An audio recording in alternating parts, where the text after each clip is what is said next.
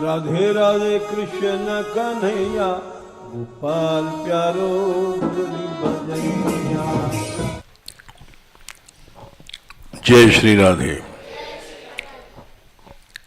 जय श्री राधे।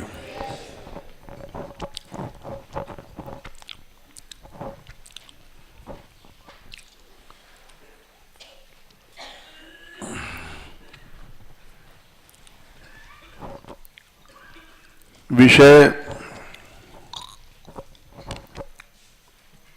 जो चल रहा है कई दिन से,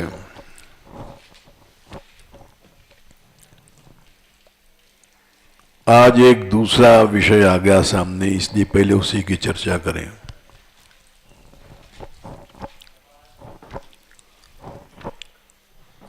मान मंदिर ब्रज में और ब्रज के बाहर भी विख्यात है।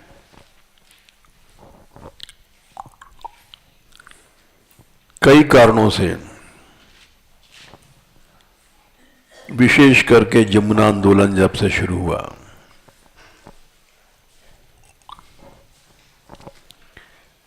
क्योंकि इस आंदोलन का जन्मदाता मान मंदिर ही है।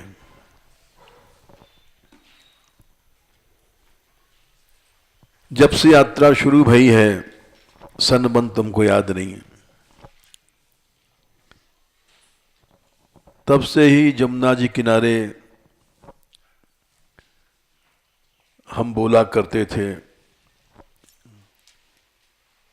कि श्री जी कृपा करें, जमुना जी की दशा जो हमने देखी थी 60 साल पहले जब ब्रज में आए थे, तो यमुना जी से बचपन से मेरा प्रेम था। इलाहाबाद में हम, यमुना जी हमारे पास में हैं, गंगा जी थोड़ी दूर हैं। बरुआ घाट पर जाते थे स्नान करने, वो यमुना जी का घाट है, बहुत पुराना। उसमें यमुना जी के भीतर दूर तक बुर्जें चली गई हैं, और ब्रज लाने का एक कारण यमुना जी भी है। हम रात को, हमारा मन नहीं लगता था जब घर में, तो यमुना जी के किनारे चले जाते थे रात में, और वहां बुर्जें हैं भीतर पानी में दूर तक गई हैं, जैसे कुसुम सरोवर में बुर्जें हैं।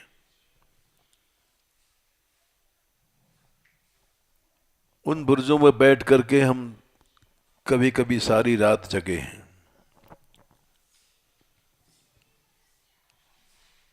और सामने उस जमाने में इविंग क्रिश्चियन कॉलेज था,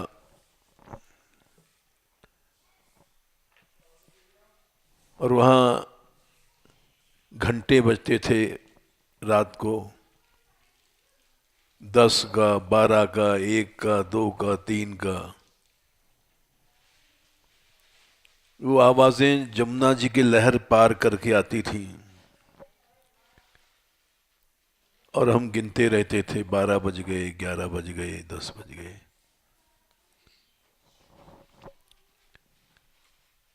पद गाते थे कि श्याम हो कब ब्रज बसी हो जाए। वहां इसलिए जाते थे कि वही जमुना है ब्रज से बह के आ रही है। एक दिन ब्रज मिल ही गया।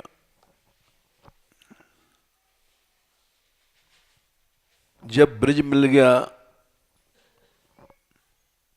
तब भी हम जाते रहे। यहां से साल में कई दिन जमुना जी किनारे रहते थे। कई लोग जाते थे हमारे साथ साथ, ये छोटे बच्चे थे लोग, राधा कांत वगैरह, ओमी वगैरह। तो जमुना जी किनारे कई दिन रहते थे और वहाँ बल्कि यहीं से टिकरा बांध के ले जाते थे या रोटियों का,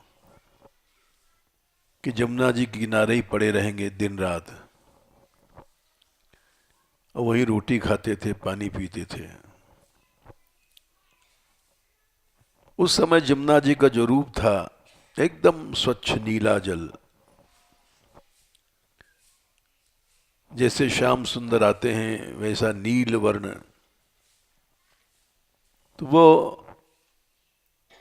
जल का रूप अब तक याद है हमको। तो जब यात्रा उठी तब जमुना जी के ब्रिज पर खड़े होकर के हम बोला करते थे, जमुना जी का रूप बदल गया है, जमुना जी गंदी हैं। प्रयाग में तैरना हमने जमुना जी में सीखा था।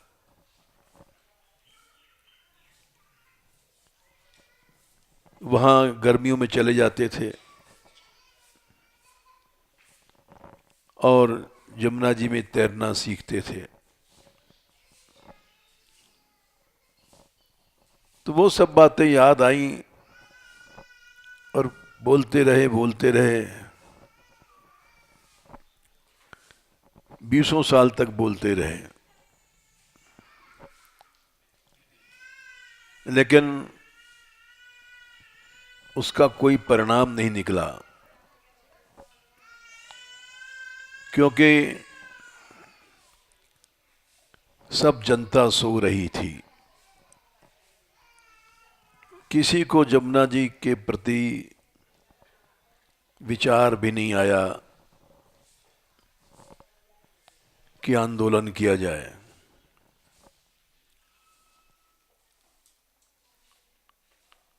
और यद्यप वे बेचारे जय कृष्णदास विरोध में हैं इस समय, लेकिन उन्होंने साहस किया। बोले क्यों ना पैदल यात्रा निकाली जाए प्रयाग से दिल्ली तक। हमने समर्थन किया कि देश को जगाने के लिए कुछ विशेष काम करना चाहिए। लोग गंगा जी का नाम तो लेते हैं, जमुना जी का नाम नहीं लेते हैं। उन्होंने पैदल यात्रा शुरू किया और उनका साथ दिया भानु प्रताप जी ने। आज यही प्रसंग हम इसलिए ले रहे हैं कि सवेरे से ही चर्चा चल रही थी और किसान दल ने साथ दिया। सैकड़ों लोग दिल्ली तक पैदल गए, कष्ट सहा इन सभी ने। और हमने कहा था दांडी यात्रा से गांधी जी जैसे उनका आंदोलन प्रसिद्ध हुआ था। इतिहास जो लोग पढ़ चुके हैं वो जानते हैं। देखो तुम लोग गांधी की दांडी यात्रा से तुम्हारी जमुना यात्रा कम नहीं रहेगी।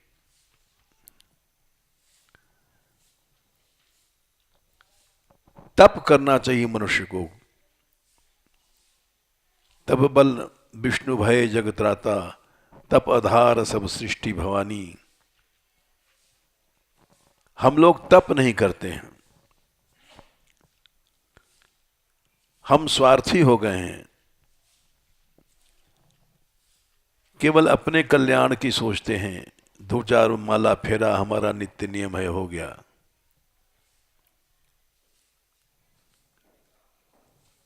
इस बात को प्रहलाद जी ने विरोध किया कि मैं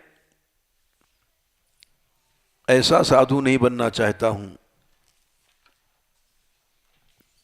जो केवल अपना ही कल्याण करता है।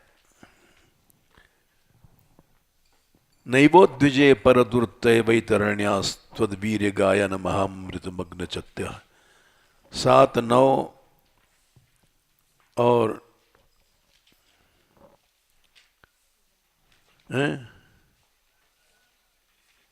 सोचे ततो विमुख चेतस, संख्या याद नहीं रहती भाई। माया सुखाय भर मुद्वहतो विमूढ़ान। हे नरहरे, मुझे क्या है 43 है, मुझे अपनी चिंता नहीं है बैतरणी संसार के पार करने की। मुझे तो केवल चिंता है कि जो बेचारे संसार में फंसे हैं, ऐसे फंसे हैं कि निकलने के ही नहीं सोच रहे हैं।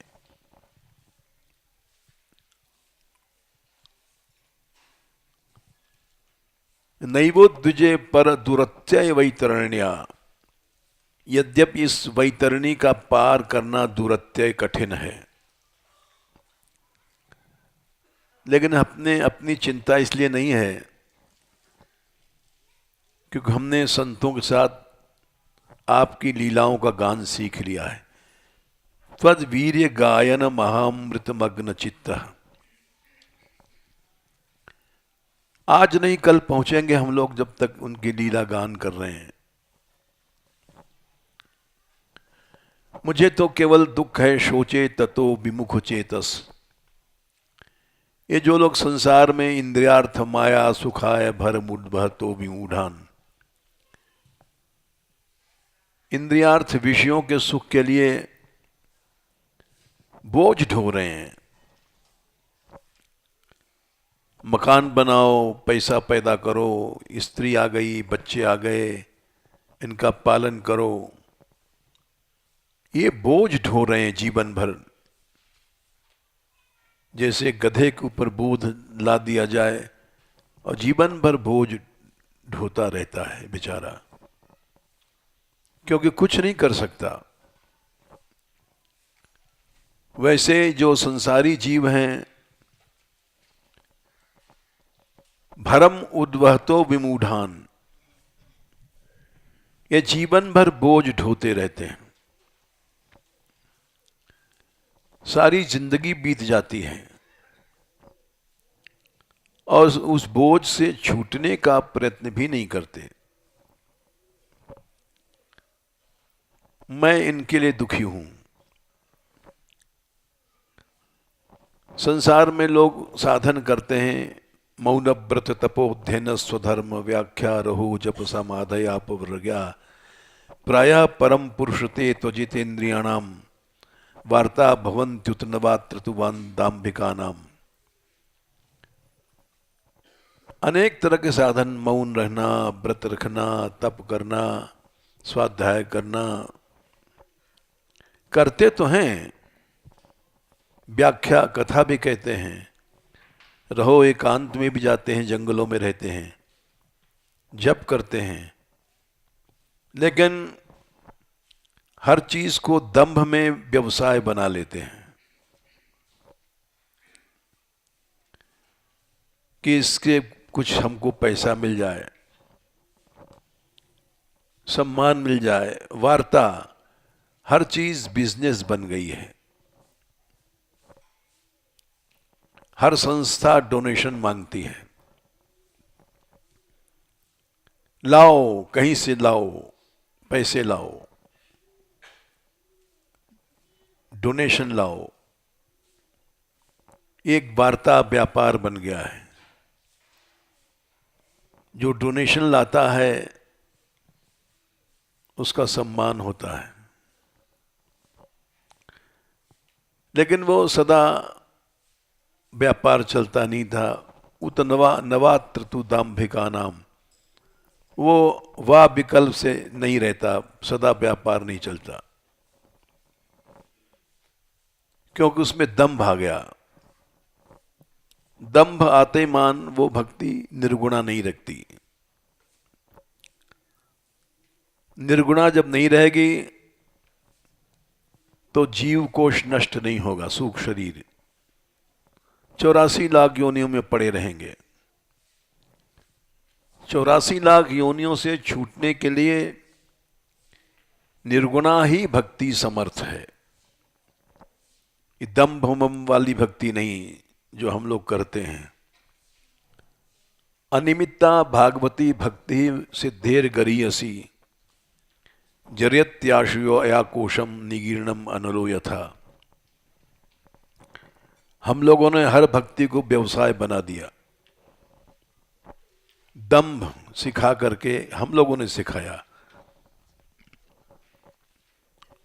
क्योंकि हमारे हृदय संकीर्ण हो गए। संकीर्ण माने सम्यक कीर्ण, अच्छी तरह से जो छिद गए हैं, सिमट गए हैं। उदारता नहीं रही चित्त में। इसीलिए समाज में भगवान की परिभाषा में जितने लोग हैं ये उदार नहीं हैं, संकीर्ण हो गए हैं। इनका उदार होना जरूरी। उदारा सर्वेवेते ज्ञानी त्वात्मैव मे मतम।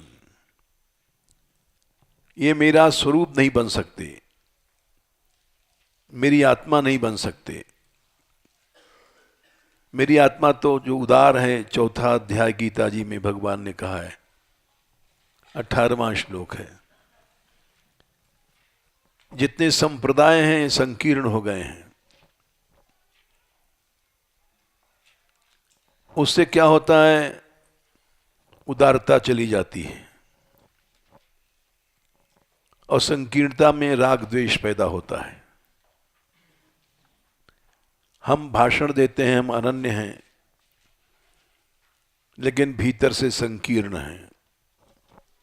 शब्द अनन्यता का निकल रहा है और उसका अपराध, उसका फल है अपराध।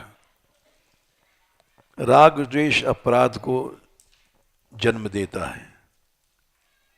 संकीर्णता से अपराध होता है।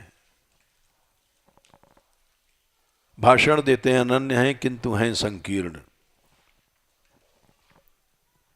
संकीर्ण क्यों हैं? क्योंकि अन्य आचार्यों की, अन्य भक्तों की कमी वर्णन करते हैं, दोष देखते हैं। इससे निरस्त तेजस्सु तदेव शोभनम। सती जी ने कहा है 4 स्कंद में कि नाश्चर्य में तद यत सत्सभायाम। सारी सभा, सारे समाज को हम लोगों ने 4-4-13 सारे समाज को हमने असत बना दिया। सभा माने समाज। ये बनाया किसने? हम लोगों ने बनाया। उदारता नष्ट करके संकीर्ण बना दिया। अनन्यता के नाम पर संकीर्णता फैला दिया। और क्योंकि जहां मैं मेरा तू तेरा है वो माया है। इस तरह से भगवान से दूर कर दिया हमने समाज को। पुंसाम सुदूरम वसतो विपुर्याम यत्सानुबंधे सति देह गेहे ममाहित मृत्युढ़ दुराग्रहाणाम। दुराग्रह आ गया। 3 स्कंद में शायद 6वें अध्याय में श्लोक आता है 3-5-47। इस तरह से हमने भगवान से दूर कर दिया, समाज को दूर कर दिया, सभा को दूर कर दिया, भगवान से विमुख कर दिया। समाज को निरस्त तेजस्सु बहुवचन है, सब तेजहीन कर दिया। क्योंकि संकीर्णता आ गई और उस संकीर्णता को ही लोगों ने अनन्यता समझ करके, इसीलिए जनता सो रही है। जमुना जी के विषय में प्रयत्न शुरू किया गया, जागी यमुना के बारे में। जन जागृति भाई, और उस जन जागृति का मूल कारण था, शुरू तो यहां से भाई ब्रज यात्रा से बात, लोग यमुना यात्रा जब चली प्रयास से दिल्ली तक, तो सारे भारत में जागृति हो गई, यहां जमुना जी दूषित है, दूषित है। सब लोग जान गए। लेकिन माया भी बड़ी चालबाज है। माया ने देखा कि अब बहुत से लोग जाग गए हैं, इसलिए कोई ऐसा हथियार फेंकें कि जो इस सब जागृति खत्म हो जाए। आंदोलन चला। आंदोलन में समझौता हुआ जो गलत हुआ। हमने कहा था कि तुम समझौता मत करो फोन पर, इसे देश की जनता के सामने उदाहरण अच्छा नहीं आएगा, अड़े रहो। समझौता वालों ने समझौता किया। वहां सब जब लौटे तो नीचे हम कमरे में बैठे थे, वहां पर हमारे यहाँ जोगी जी संत हैं, इन्होंने खींच के शब्द कहे कि आपने तो ऐसा काम किया, जूता पड़ने का काम किया। वो शब्द उनको इतना बुरा लगा जय कृष्णदास जी को कि वहीं बिगड़ गए। जो आदमी इतना मेहनत करके आ रहा है उसका जूते से सम्मान होता है, ये मान मंदिर है। हम वहां बैठे थे और बोले आपके सामने हुआ, आप बोले नहीं। हम यूं नहीं बोले थे कि जिसने कहा था उसके हृदय में द्वेष नहीं था। द्वेष रहित हृदय से तो भगवान को भी गाली दी जाती है, गोपियां गाली देती हैं कि तब योषितः कस्त्यजेन निशि, धूर्त कहा है भगवान को। कुहक नो मनः क्षोभयंती, कपटी कहा है, कुटिल कहा है। जिम्म व्याहृतम दद शब्दधाना, जिम्म मने जो कुटिल है, सर्प को जिम्म कहा गया है। इकारो जो है, कारो सुत नंदन लाल को इकारो सांप है। जाने क्या क्या गोपियों ने कहा है, किंतु द्वेष रहित हृदय से कहा था। हमारे यहां कोई श्री जी कृपा है कि संत लोग ऐसे हैं कि आपस में द्वेष नहीं है। और यहां तक कि इस सामने लड़की बैठी है, जानी नाम क्या है इसका, राधिका, इसकी सालों तक केशवदास जी ने मालिश किया। किसी टांगें खड़ी नहीं हो सकती थी, बैठ नहीं सकती थी, और सबके सामने किया हॉल में नीचे। ऐसा नहीं कि स्त्री है एकांत में करें। ऐसे संत दुनिया में नहीं हैं जो खुलेआम स्त्रियों की सेवा करते हैं। नहीं तो स्त्रियों से बैराग दिखाने वाले घृणा करते हैं। और यही नहीं, एक और है, करीब से 30-40 साल की होगी, भी अजमेर की है कि बीकानेर की है, कहाँ की है, रहती है।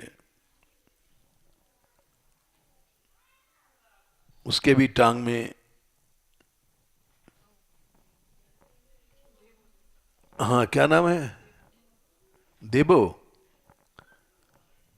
उसके भी केशवदास जी ने बहुत दिन तक सेवा किया। ये लोग विरक्त संत होकर के स्त्रियों की सेवा करते हैं। क्या इनको हम गलत मान लें? हम हैं, हम तो का साधु भी नहीं हैं, बोनाफाइड साधु नहीं हैं, जीवेश से साधु नहीं हैं। हम देखते हैं मलमूत्र तक उठाते हैं लोग। प्रमाद है हमारा, हम उठाते हैं। अस्वस्थता भी है। लेकिन साधु लोग तो आजकल अपने गुरुओं की सेवा नहीं करते हैं। हमारे यहां राग द्वेष अपमान नहीं है, किसी का अपमान जानबूझ के नहीं किया जाता। ऐसे संत संसार में नहीं हैं। यात्रा में सेवा करते हैं, छोटे छोटे काम करते हैं बेचारे, तंबू झाड़ना बिछाना, ऐसा काम कोई संत नहीं करता है किसी स्थान में देखे हो। दरी बिछाते हैं, सब काम करते हैं, भिक्षा मांगते हैं, स्थान में रोटी नहीं खाते हैं, और पैसा वैसा का लोभ नहीं है। यहां 1,000 रुपए दक्षिणा होती है और वहां नहीं जाते हैं।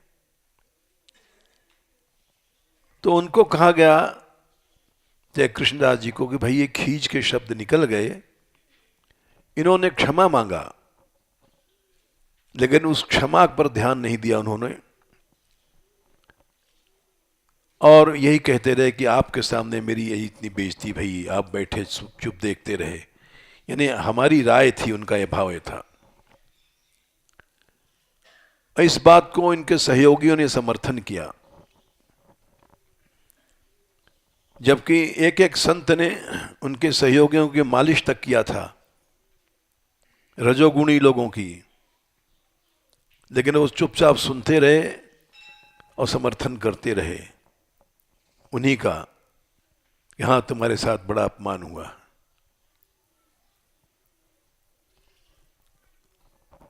और उसका उन्होंने अखबार में निकाला, प्रेस रिपोर्ट में, कि मानगढ़ में मेरा अपमान हुआ है। यदि मैं नहीं हटता तो मार दिया जाता, हत्या हो जाती। हमारे यहां के लोग हत्या करेंगे बेचारे। यहां तो कोई एक चांटा भी नहीं लगाता किसी को। हत्या का आरोप रखा गया मानगढ़ में, अपमान का आरोप रखा गया, अखबार में छपा, कल हमको दिखाया इन्होंने। इसके बाद कुछ लोगों ने सलाह दिया कि इसका स्टेटमेंट का काट निकालना चाहिए पेपर में, कि मान मंदिर में सब नहीं होता है। हमने फिर विचार किया और सलाह किया। हमने पहले पंडित जी से पूछा कि भाई आप, तुम्हारी राय क्या है। इन्होंने कहा कुछ उत्तर मत दो, क्योंकि सत्य सत्य होता है, एक दिन जीतता अवश्य है सत्य।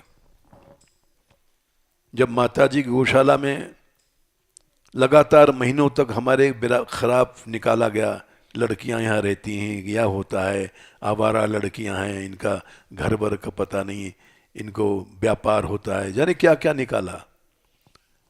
उस समय भी हम लोगों ने सफाई नहीं दिया। आज उन्हीं लड़कियों को देखने के लिए गाड़ियां आती हैं रात को, रास हो रहा है। हमने तो रासवास शब्द नहीं कहा, लेकिन श्रद्धा से लोग आते हैं, गाड़ी पे बैठ के आते हैं, चले जाते हैं, सिर्फ वो रास देखने के लिए। दुष्प्रचार का क्या असर हुआ? कुछ नहीं हुआ।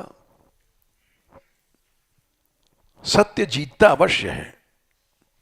हमारे हृदय में राग द्वेष नहीं है तो आज नहीं कल हम जीतेंगे, और जीत चुके हैं, ऐसा नहीं।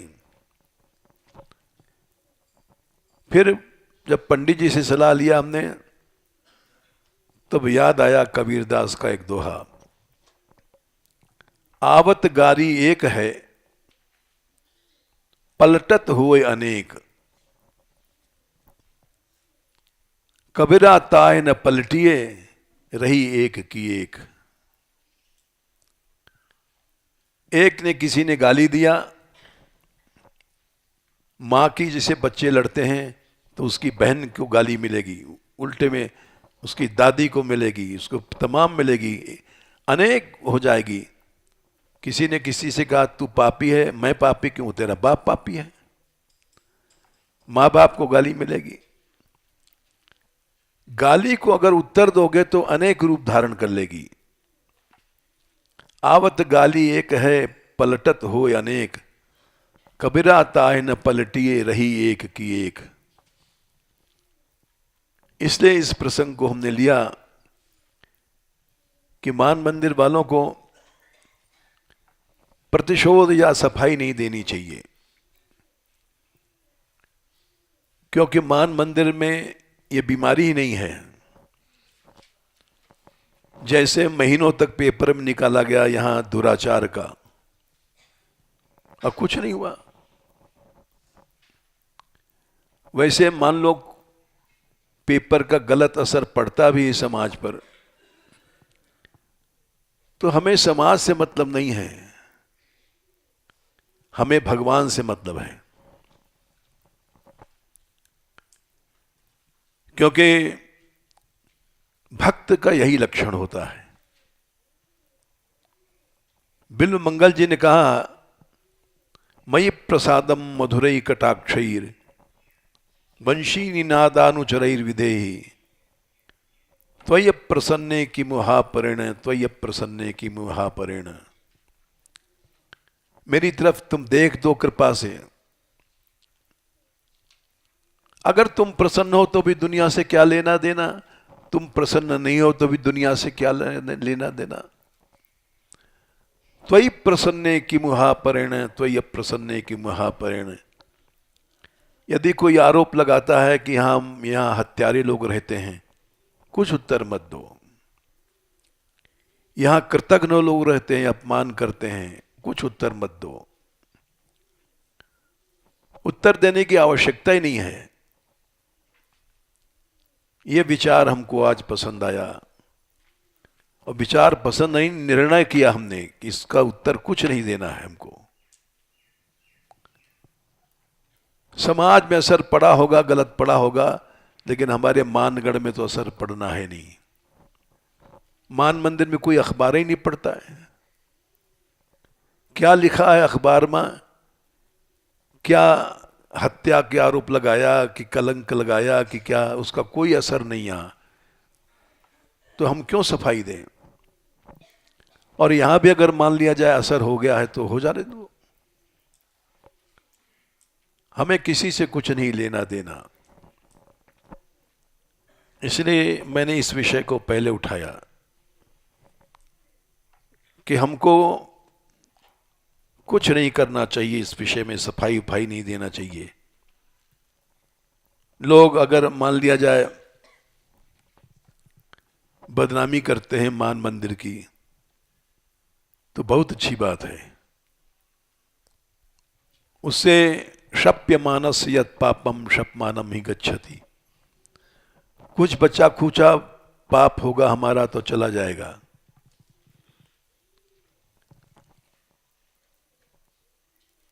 लोके गरीयसी माता, संसार में मां सबसे बड़ी मानी गई है, और मां से बड़ा है निंदक। क्योंकि माता पुनाति हस्ताभ्याम खलस्तु निज जिह्वया। मां से भी बड़ा है निंदक। मां तो बच्चे की टट्टी को हाथ से धोती है। टट्टी किया बच्चे ने तो हाथ से पानी लगा करके धोती है, जीभ से नहीं चाट सकती। और निंदक तो इतना हितैषी है कि जीभ से हमारे, टट्टी तो अच्छी चीज है, पापों को खाता है। खलस्तु निज जिह्वया, वो अपनी जीभ से हमारे पापों को, मलों को खा जाता है। इसलिए जो संसार में कहा गया है कि मां बड़ी है, झूठ है। मां से बड़ा है निंदक। निंदक नीरे राखिए आंगन कुटी छबाए, बिन सागुन बिन बिन पानिया उजरो करे धुआए। जरा भी गंदगी होती है उसको निंदक चाट जाता है। मातृतोप्यधिकः खलः।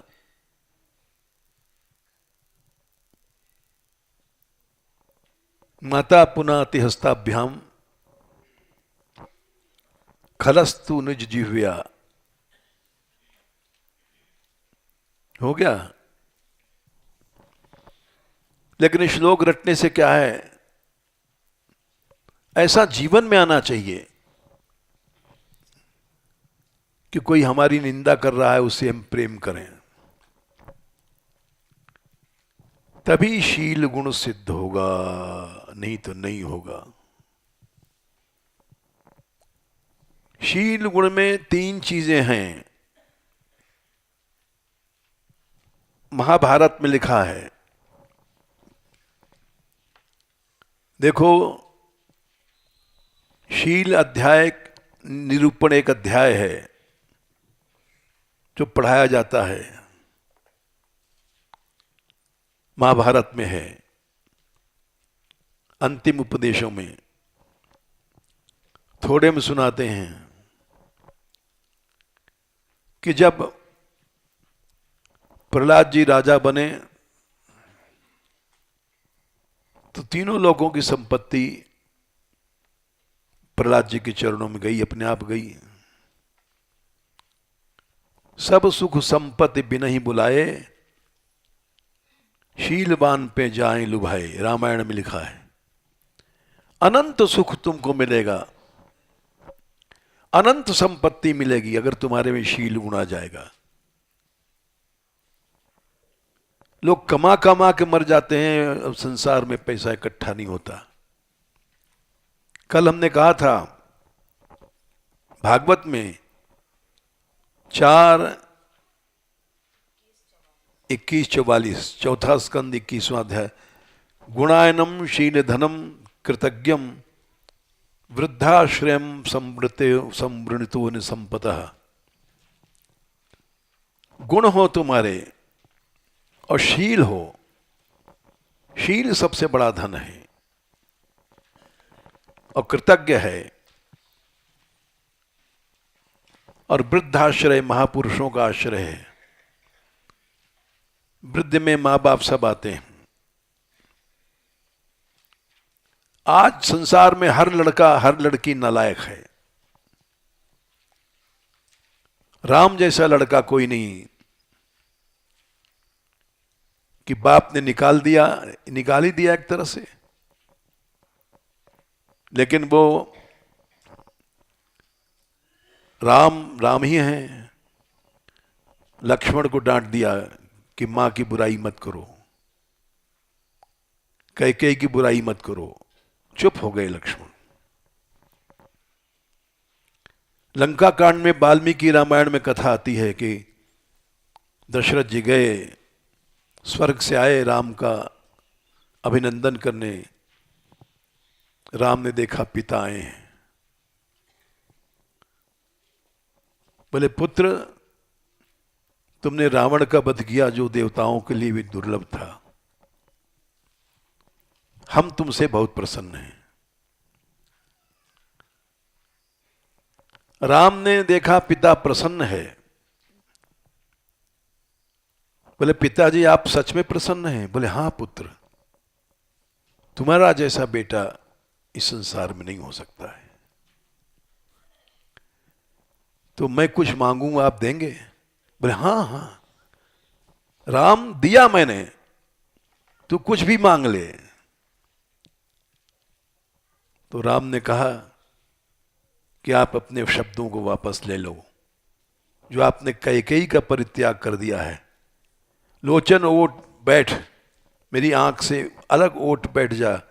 क्या चौपाई भूल गए, दशरथ जी ने कहा है। इससे कह दो कि ओटक में बैठ जाए, मेरी आंखों से दूर हट जाए। बड़ा सुंदर दशरथ जी ने कहा है। क्यों भाई, क्या कहा है? देखो,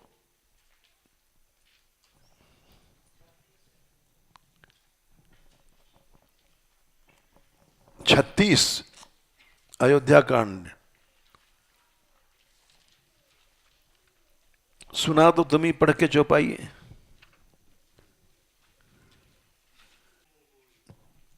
रुक जाओ देख लें। भूल जाते हैं भाई, दिमाग खराब है हमारा। तोर कलंक मोर पछताऊ, मोई मोयहु न मिटही न नाई है काऊ। कई कई तेरा कलंक और मेरा पछताना, हम मर जाएंगे, तू मर जाएगी, फिर भी कलंक नहीं मिटेगा।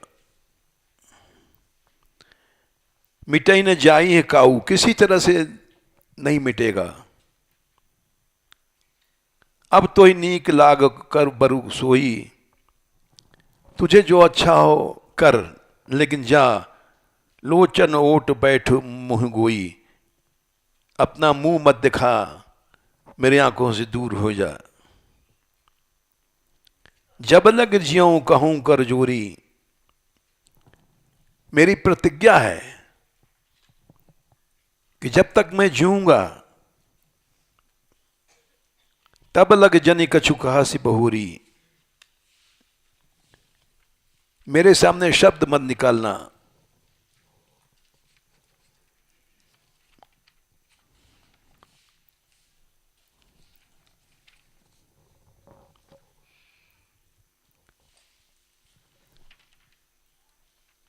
कर जोरी, हाथ जोड़ लिया दशरथ जी ने।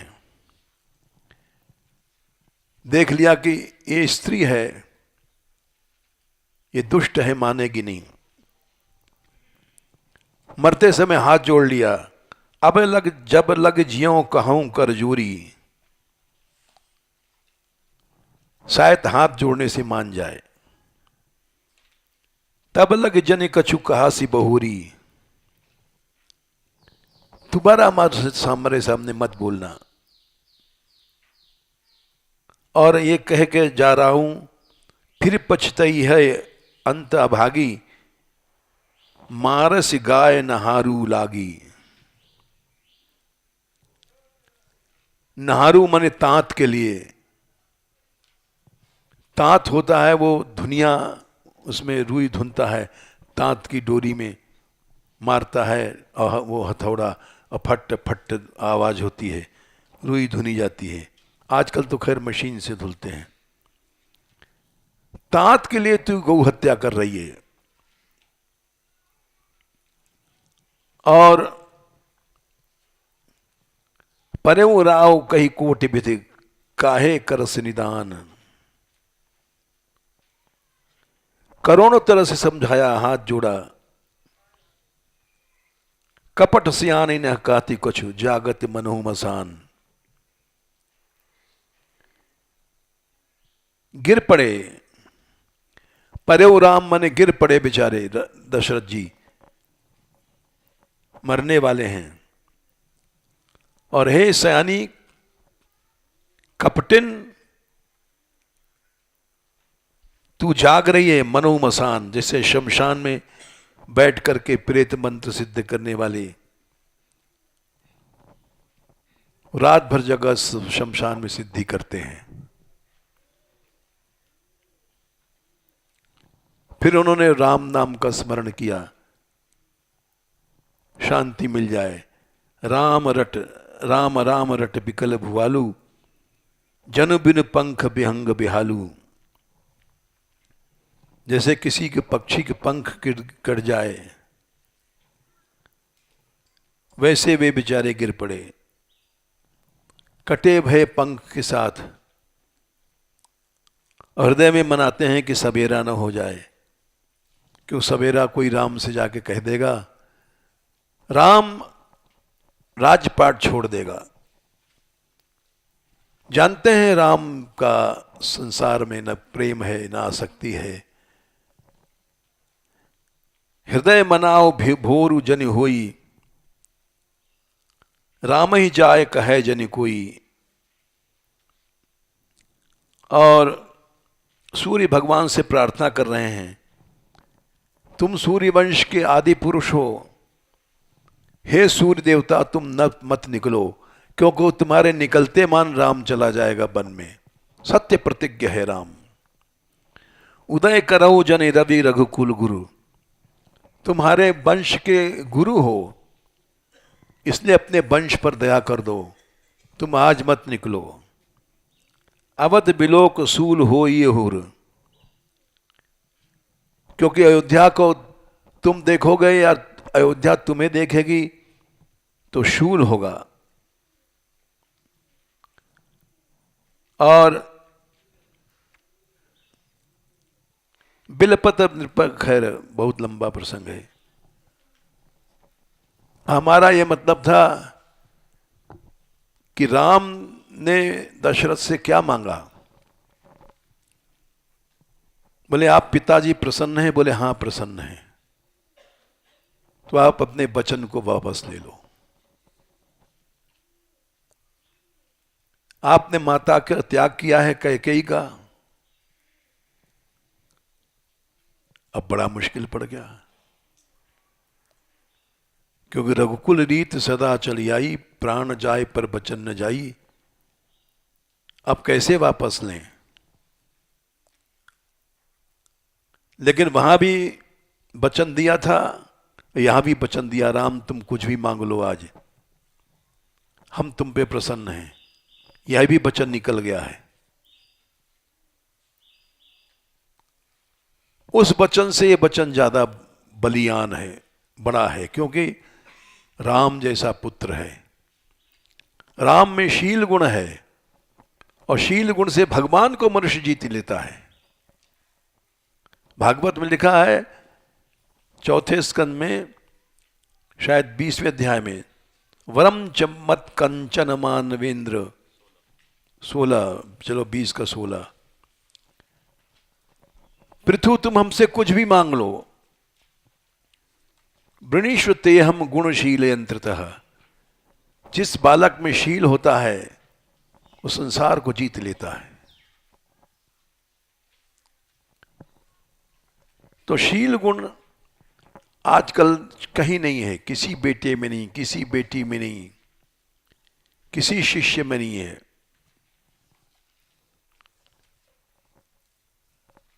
जब प्रहलाद जी के पास तीनों लोग की संपत्ति चली गई अपने आप, ये महाभारत में कथा आती है, जब भीष्म ने उपदेश दिया है तो उन्होंने कहा कि इंद्र ने गुरुदेव के पास जाकर के दुख रोया कि हिरण्यकश्यप मर गया, फिर भी लक्ष्मी हमारे पास नहीं आ रही है। तो गुरुदेव बोले क्या करें भाई, प्रहलाद के पास शील गुण ऐसा है कि वो शील गुण ऐसा है कि अगर प्रहलाद ठुकराएगा तो भी लक्ष्मी नहीं आएगी, उसको नहीं छोड़ेगी।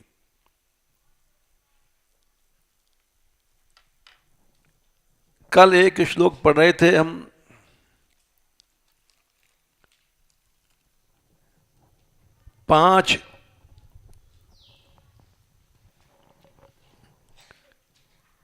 पांचवां स्कंद 14वां अध्याय 44वां। इस टक्कर का श्लोक संसार में मिलना मुश्किल है। इसको सब लोग नोट कर लो।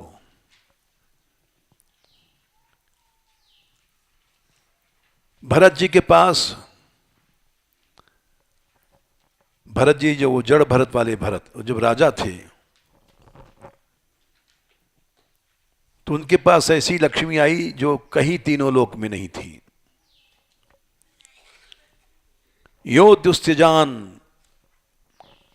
क्षित सुत स्वजनार्थ दारान, 5-14-44। क्षिति सारी पृथ्वी उनके अधीन थी। सुत ऐसे बेटे थे जो संसार में कहीं नहीं थे, सब शीलवान बेटे। आजकल तो सब नालायक बेटे हैं। यहां तक कि बाप बेटे में मुकदमा चलता है संपत्ति के पीछे,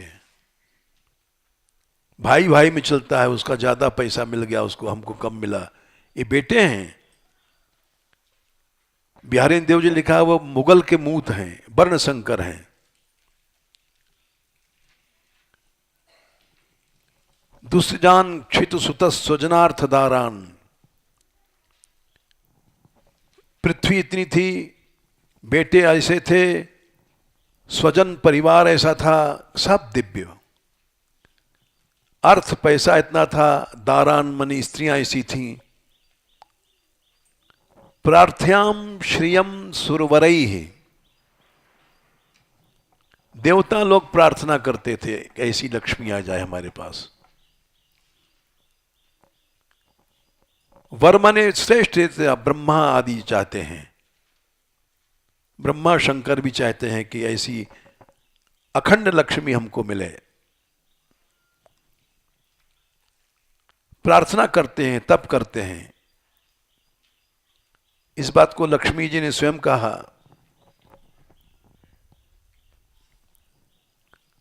पांचवें स्कंद में ही कहा है लक्ष्मी जी ने कि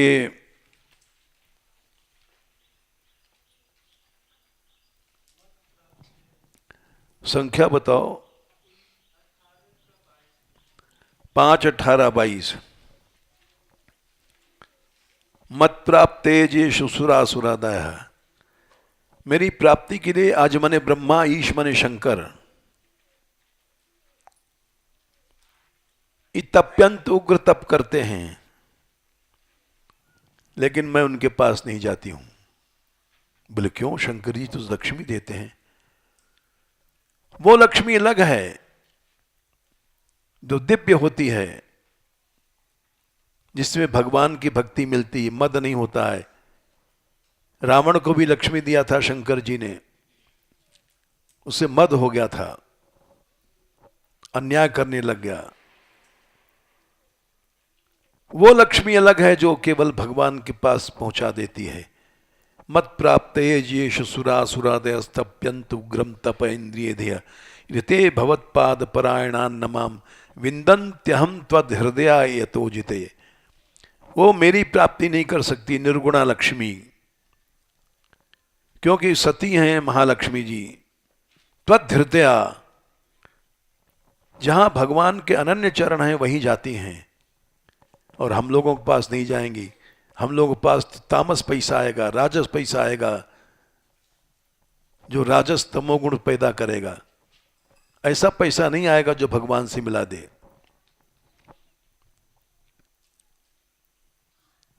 तो उस लक्ष्मी को, निर्गुणा लक्ष्मी को प्रार्थ्याम श्रियम, श्री मने उस लक्ष्मी को, सुरवर मने ब्रह्मा आदि चाहते हैं। और वो आना चाहती हैं भरत जी के पास। सदयावलोकम, बड़े दया से देख रही हैं। दया से मतलब यह है कि ये हमको अपना लें, भक्त लोग अपने ऊपर दया करके, भक्तों पर नहीं। लेकिन नैच्छन नृपः, राजा भरत जी ने उन लक्ष्मी जी की इच्छा नहीं किया। नृपः राजा भरत ने, तदुचितम, वो ठीक किया उन्होंने। महताम मधुद्विड सेवा अनुरक्त मनसाम, जो सच्चे भक्त हैं वो ऐसे ही चाहते हैं, वो गरीब बने रहना चाहते हैं।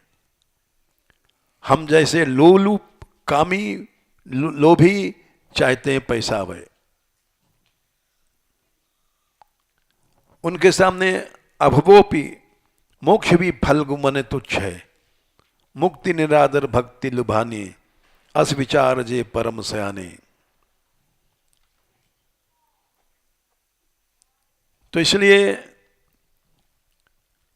गुरु ने कहा, इंद्र तेरे पास लक्ष्मी नहीं आएगी, क्योंकि प्रहलाद के पास शील गुण है। शील वाले के पास ही दिव्य लक्ष्मी जाती है। और हम लोग जो लोभी हैं, इनके पास राजस लक्ष्मी, तामस लक्ष्मी आएगी। तामस लक्ष्मी आएगी, घर में कलह होगा, लड़ाई होगा, तू मैं मुकदमाबाजी होगी, राजस लक्ष्मी आएगी, अनेक तरह के दुख होते हैं। पैसा आवे, चाहे सारा राजस हो चाहे तामस हो। आज का व्यक्ति सोचता है हा पैसा, हा पैसा। पैसा पापी साधु को छुअत लगावे पाप। ऐसा पैसा आता है जो छूते मन पाप कर देता है।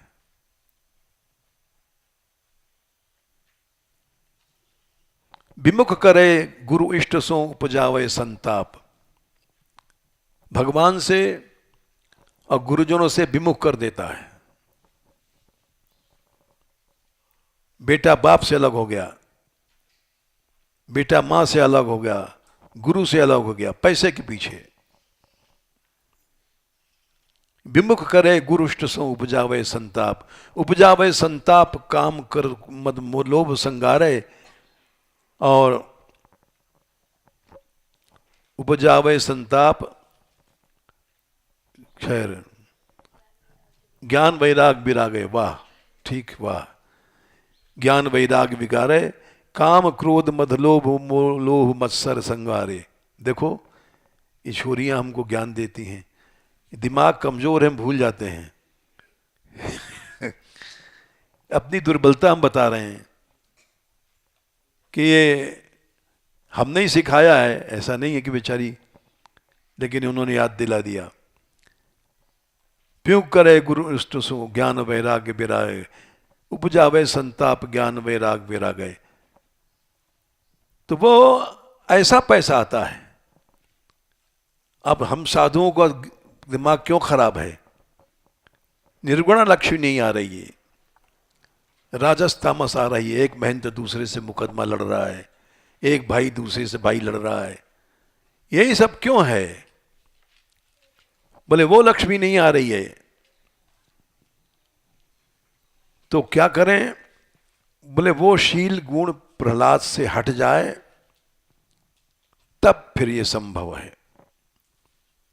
कैसे हटेगा? बोले किसी देवता की शक्ति नहीं है, वो अपनी इच्छा से उनको प्रसन्न कर लो, वरदान दे दें, ठीक है।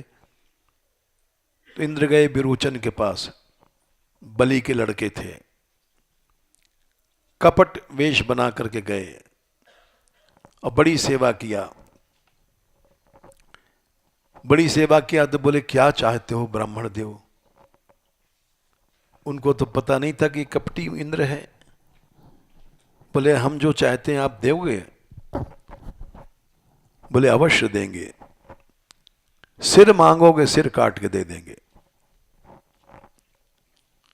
तो आप अपना शील गुण हमको दे दो।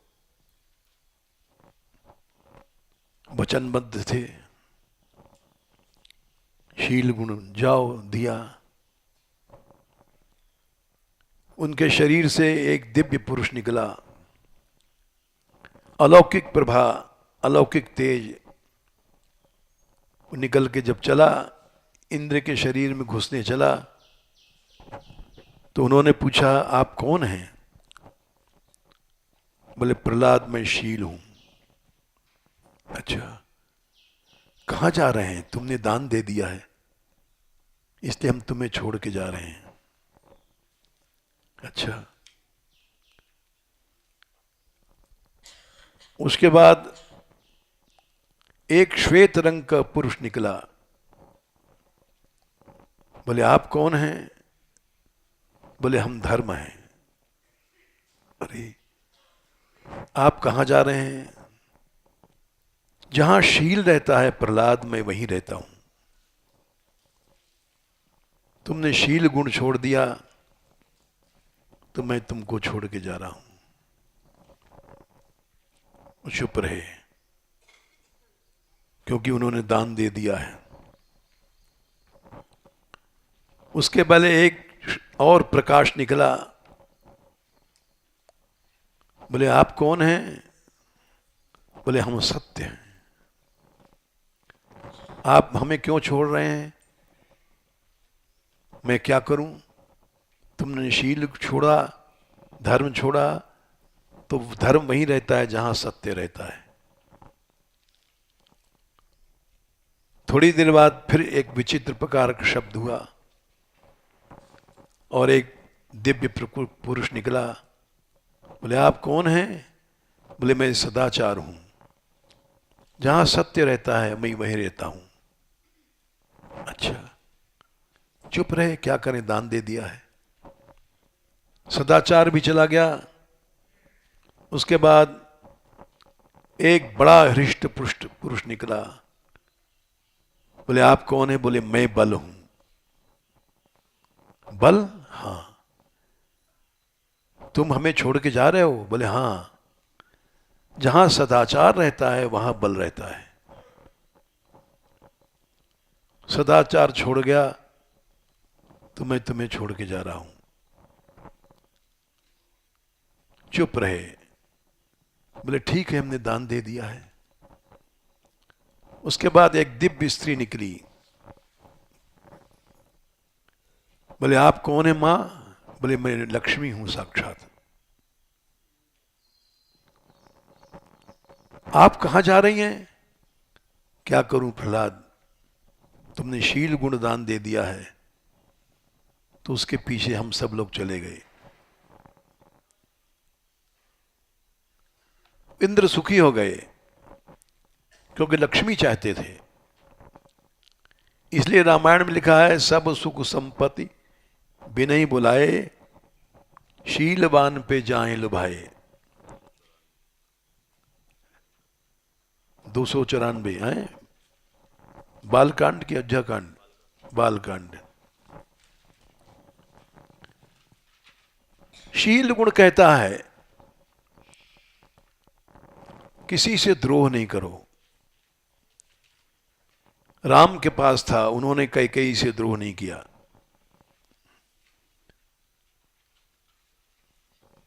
राम ने द्रोह होने भी नहीं दिया, अपने पिता को भी वापस वचन करवा लिया कि हमारा पिता शील गुण से नहीं हटे। ऐसा पुत्र आज तक नहीं हुआ। तो इसलिए ये प्रसंग आज हमने लिया क्योंकि मानगढ़ में ये बातें उठी हैं कि इसका स्टेटमेंट का काट निकाला जाए कि मानगढ़ में हत्यारे रहते हैं या द्रोही लोग रहते हैं। कुछ मत करो। शील गुण कहता है मुनि की क्षमा शाप ते भारी, अपने किए जाहि अपिकारी। जय श्री राधे।